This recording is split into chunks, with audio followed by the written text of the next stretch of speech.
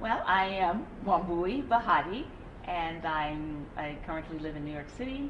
I was originally born and raised in Greensboro, North Carolina, and I'm just very happy to be here today doing the domestic violence show. We're happy to have you here. Why did you decide to legally change your name to Wambui Bahati? I decided to legally change my name because I was going through a period of reinvention of myself.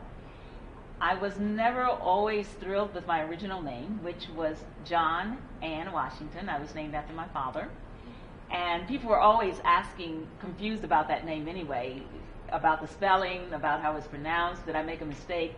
And so I figured if I'm going to answer questions about my name anyway, I wanted to choose a name that meant something to me.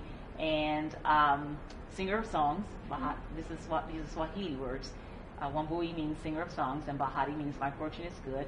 And it just seemed to fit in because I love to sing songs, and I wanted my fortune to be good from that day on. So yeah. I wanted a name that meant something to me, and that's why I chose a new name. How did you get into Broadway and acting? Well, I've always loved theater from the time I was a small child. I loved the idea of singing. I loved seeing performers. I loved watching all those variety TV shows that used to be on TV back in the day.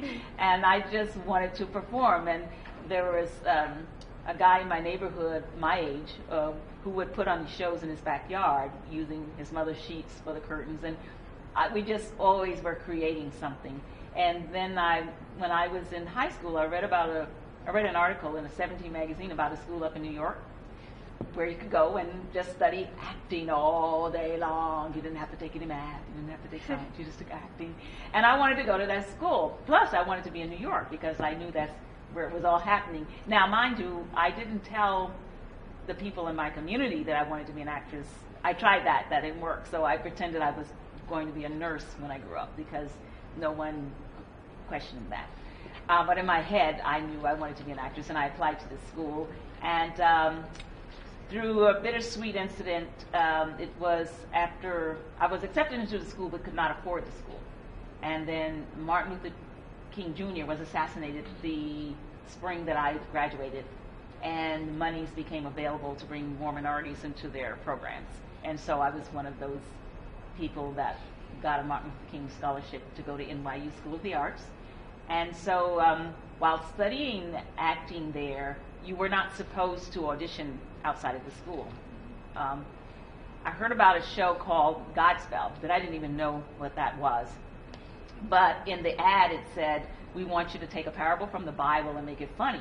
And I thought, I want to do this, I want to try this.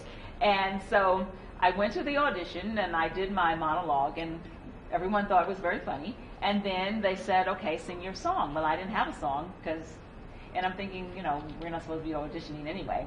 Well, the long and short of it is that by the time I didn't have a song, but they said, think of something to sing. So at the time, I was in love with that song, Walk On By. So I sang that song. And by the time I got home, there was a message that said, oh, we want you to be in our DC company, and you need to come sign the contract tomorrow. And I thought I was sure they had the wrong person. And so, but I wanted to go. I didn't tell anybody because I was sure it was a mistake, but I wanted to go see what a producer's office looked like.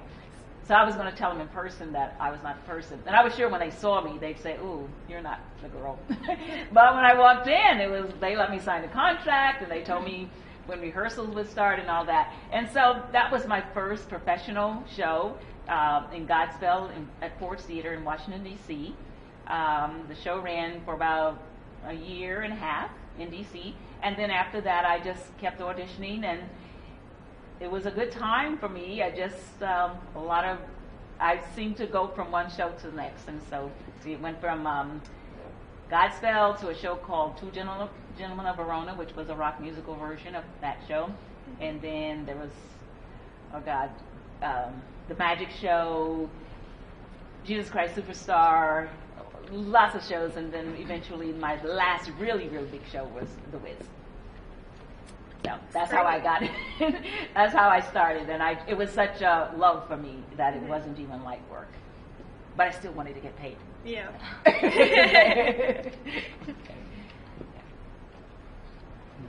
Was it challenging trying to pursue your career while you were suffering from depression? Yes.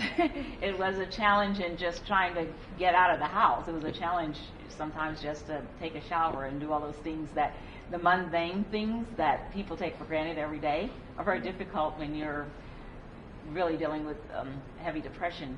But the thing was that if I could get all those things together and get to the stage or get to the audition, then it was on. Mm-hmm. And so the challenge was to get through those mundane things, because the theater and anything about that was so magical that once I was there, that was my healing. That was what I was living for. So your passion for acting helped you overcome it? Most definitely. Most definitely. Yeah. I lived for the moment when it would be time to do a show. Yeah. What do you want everyone to take away from your performance, I Am Domestic Violence? Well, the first thing I want people to walk away with is just an awareness that domestic violence is a serious problem, and that it knows no economic, is everywhere. No matter what race, how old you are, how rich or poor you are, where you live, that we have, unfortunately, people hurting people that supposedly are people that they're supposed to care about. And that I want people to understand that it is a serious problem, and part of what happens when domestic violence leaves at the end is the challenge is, well, who's going to stop me? See, I can go anywhere as domestic violence is saying, I can go anywhere, I can do anything I want because nobody's stopping me. And that's what I want to leave people with, is the challenge that we have to stop it. We have to find a way. We have to understand that we're more valuable, and that we're all in this together, and we can't keep beating each other up. That's what it is just making an awareness, but doing it in a way that is, I'm going to use the word entertainment. And for a long time, I was hesitant to use entertainment with domestic violence. But if I recall, when I was asked to do this show, I was asked, we wanted about domestic violence, but we wanted to be a little entertaining. And I thought, whoa, can you do both? And I think I did. I think I got the points across in a way that keeps people listening. Mm-hmm. So. Yeah, we saw on your website where you said laughter is the best medicine. It is, and it has been great medicine for me. And I love to laugh. And next time I come out, I'm going to do my comedy. You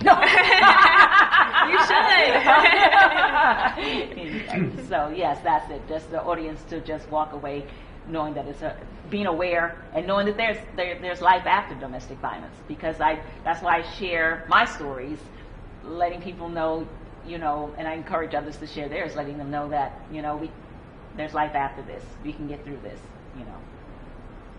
Thank you so much for coming to Precise Tech. Well, thank you. It's been a pleasure. And thank you for letting us interview you. Well, thank you. I never turned down a camera off.